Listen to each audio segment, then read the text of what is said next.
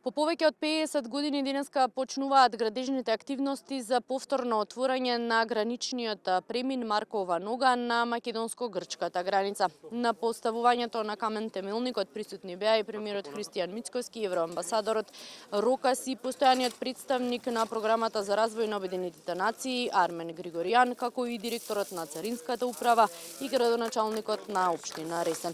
Проектот опфаќа изградба на административна зграда на Царинската управа, како изградба на канцеларија за осигурителна компанија, повеќе потпорни ѕидови, 3 новопланирани улични делници, водоснабдување и канализација.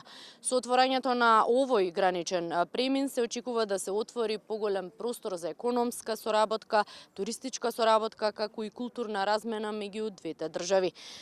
Отвараме нов канал и го отвараме со тоа и патот до Европската унија за сите. Ова беше пораката која што беше испратена денеска. Двете преспи од едната и од другата страна на границата и мислам дека овакви примери се позитивни и за двете држави и во таа насока треба и понатаму да се градат односите, да се поврзуваме, затоа што само на тој начин можеме да бидеме во оптиката на поголемите држави. Today is a historic day. Денеска е историски ден во вашата земја. Вчера дојдов во општина Ресен да посетам оваа општина и тогаш имав состанок со општинскиот совет.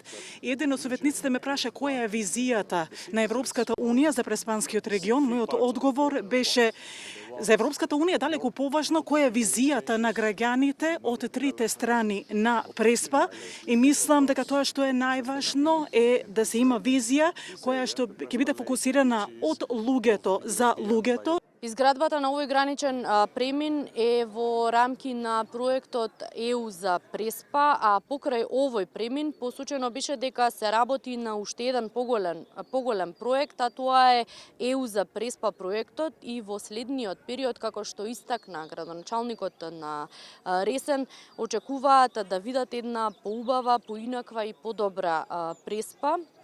Тој очекува и Грција многу скоро да почне со изградба на својот дел од границата, односно од овој граничен премин и посочи дека со овој модерен граничен премин ќе се овозможи тука да се задржи младината во овој регион, како и да се отворат подобри можности за нивната иднина. Представува еден нов прерод на двете преспи од двете страни на границата, нови економски предизвици, развој на туризмот и комуникација меѓу луѓето.